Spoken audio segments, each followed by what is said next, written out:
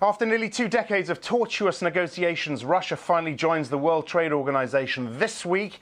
But what difference will it make? Alexander Morozov joins me now from Moscow. He is HSBC's chief economist for Russia and the CIS. Hello, Alexander. How excited are Russian businesses really getting about this? Well, frankly, we're not excited at all. Moreover, recently we were voices against Russian membership in WTO on the grounds that some companies would lose their business completely. My take actually is that these dangers are over-exaggerated to a large extent. And although I believe Russia does not have any guarantee that it will reap significant benefits of WTO entry, still it's a very good potential that the country can and should explore in order to boost economic growth in the country. Let's talk about economic growth. I believe you quoted a WTO report that said 3.3% on GDP in the medium term. Where is that going to come from?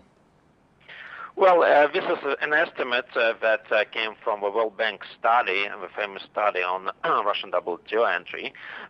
They believe that the key benefits in terms of strong economic growth would come from some export sectors and, more importantly, from the domestic services sector.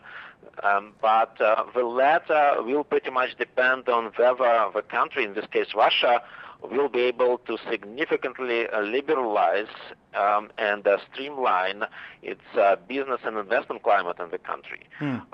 We know in examples of other countries that joined WTO but did not get, at least by now, any boost to economic growth. Ukraine, for instance, joined WTO a few years ago, but when you compare Ukrainian performance in terms of income in FDI, for instance, with Russia, we do not see any difference at all. Which sectors do investors want to be invested in to capitalize on these small gains? Well, the idea is not so much that there will be just a very significant intensification of foreign direct investment in the country. It's just one of the consequences of right approach towards use and benefits of WTO accession.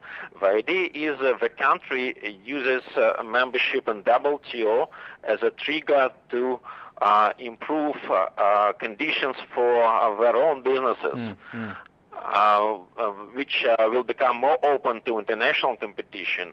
For them it's a challenge, and if they meet this challenge successfully, they would benefit both from starting exporting their goods and also to becoming more efficient domestically. Do you think, Alexander, that WTO membership will force Russia to confront corruption?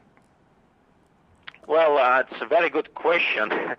As you know, President Putin has announced that Russia has to significantly improve its rating in doing business survey, World Bank survey of doing business, which implies that indeed a number of business restrictions and administrative barriers are to be removed or in the period of 6 years.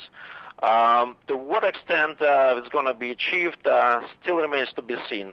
So far, we know there is some preparatory work going in this direction, but whether this will be transformed into legal acts, and more importantly, whether these legal acts will be binding and actually simplify the conditions for doing business in Russia, it's pretty much an open question. Let me finish up with some numbers, some financial flow numbers, and I want to make a comparison with China. Foreign investment, 114 billion over the last 12 months into China. 80 billion out of Russia last year. How quickly will those numbers change, and will they change? Well, I think Russia does not have a problem of attracting FDI as such. If you look at incoming FDI to the country, they are at about $50 billion. And $50 billion is a significant amount, and it would be, I think, exaggeration to assume that Russia would be able to double this amount. So WTO membership can increase this incoming inflows to say, 60, 70 billion dollars over a period of 5 to 10 years, but in relative terms, it's not significant. More importantly, as I said, if Russia manages to make the business climate much better and indeed address the problem of corruption, among other things, that would help to retain capital inside the country. So Russians would not be investing so much abroad, but rather leave their money inside the country and invest domestically. That would be a major breakthrough. Okay, Alexander, many thanks for talking with us. Alexander Morozov of HSBC in Moscow. That's it from us for now. Join us throughout the week for Reuters Today. Also, we'll be talking to Pascal Lamy at the WTO in about an hour from now. I'm Axel Threlfall. This is Reuters.